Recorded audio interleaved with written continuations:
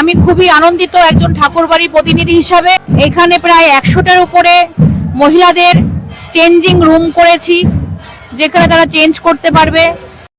জয় হরিচাঁদ, জয় গুরুচাঁদ। শ্রী শ্রী হরিচাঁদ ঠাকুরের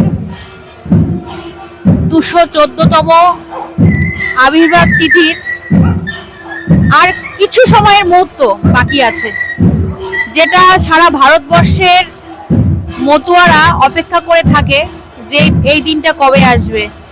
আর সত্যি আজকে যদি দেখেন শ্রীধাম ঠাকুরনগর ঠাকুরবাড়ি এত সুন্দরভাবে সুসজ্জিত হয়েছে, মনে হচ্ছে সত্যি আমার ঠাকুরের জন্মতিথির আগেই মনে হচ্ছে বারুনি মিলে গেছে। এতটাই আনন্দ, মানুষের মধ্যে উচ্ছ্বাস।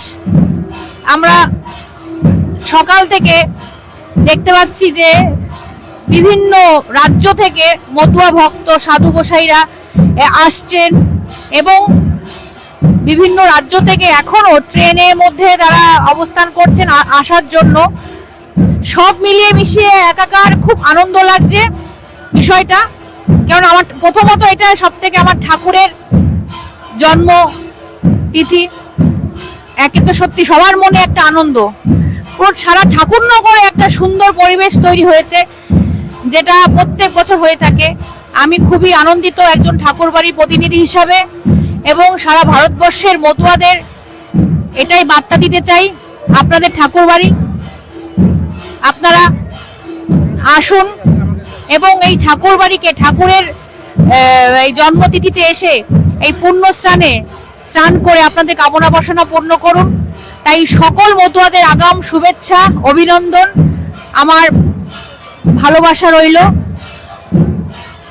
এবং দেখতেই পাচ্ছেন এবার আমরা যেটা বিষয় করেছি, মহিলাদের বিশেষ করে প্রত্যেক বছরে আমরা পদক্ষেপ নিই মহিলাদের সুরক্ষা দেওয়ার জন্য, যার জন্য আমরা এখানে প্রায় 100টার উপরে মহিলাদের চেঞ্জিং রুম করেছি, যেখানে তারা চেঞ্জ করতে পারবে। এবং বাথরুম তো আরো বেড়ে গেছে আগের থেকে, যেটা মতুয়াদের একটা সমস্যার বিষয় ছিল।